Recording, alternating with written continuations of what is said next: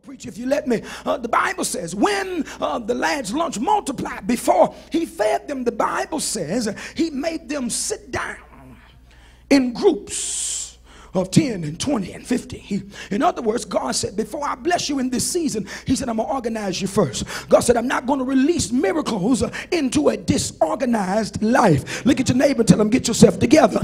I want you to understand that now, because many of us, we can shout about expectation, but listen to me tonight. The proof of expectation is preparation. For every person who's expecting God to do anything for you in this season, you have to begin preparing yourself. Get your house in order.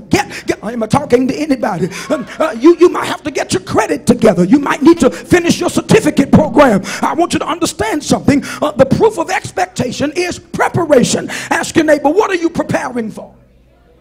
I'm just looking for my church. I want you to understand that preparation, it's more than Bible study. It's more than prayer meeting. It's more than the revival service. There has to be some preparation in your natural life. Am I talking to anybody? And most of us, the only thing we're really good for is just having good church. But if you follow some of us home, you don't see the same level of excellence in my house that you see in my shout. Tell your neighbor, you got to have a life to match the shout. Come on, come on. I want you to understand, it's not just enough to shout and dance and speak in tongues, but for every person who's preparing for something greater, you have to prepare yourself educationally, prepare yourself spiritually, prepare yourself financially, prepare yourself emotionally. Come on, grab somebody and tell them, I'm getting prepared. And sometimes in your preparation, you might have to disconnect yourself from some people who have grown stale in your life. Understand that everybody who has been significant in days gone by, they will not be significant in the days to come. Yet, I like to drink milk. Let's lay down. But I noticed that on every carton of milk, there's a date, which is known to be the expiration.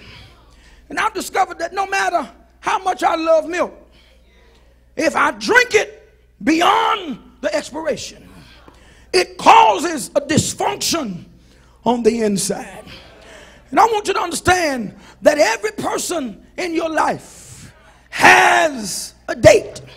And no matter how you like their company, no matter how you like their companionship, regardless of how you like their conversation, if you keep them in your life beyond their expiration, you can still engage them, but they will continue to make you sick, which is the reason why there's an argument every week. There's confusion every other day. These are high maintenance relationships. You're walking on eggshells. You have to explain everything you said. I didn't mean it that way. Well, that's not the way I heard it. If you are still having to explain yourself over and over again to people who have been placed in your life, it's an indication that their expiration has already come.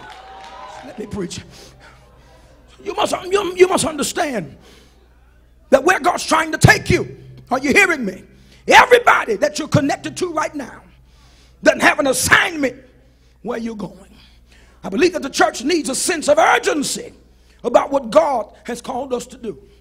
Speak to every young person in the room. I want you to understand something. You may not have until 30 or 40 or 50 or 60 to get started doing what God has called you to do. I don't mean to scare nobody, but they make short caskets just like they make long ones.